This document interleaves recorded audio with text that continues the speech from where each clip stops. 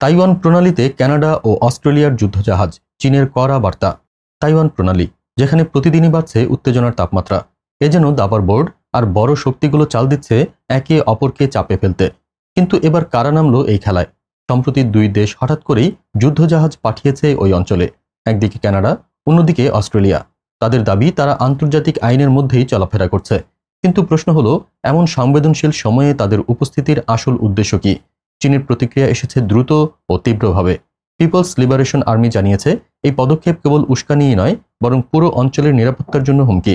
তাদের সেনারা নিবিড়ভাবে নজরদারি চালিয়েছে, দিয়েছে কঠোর সতর্কবার্তা।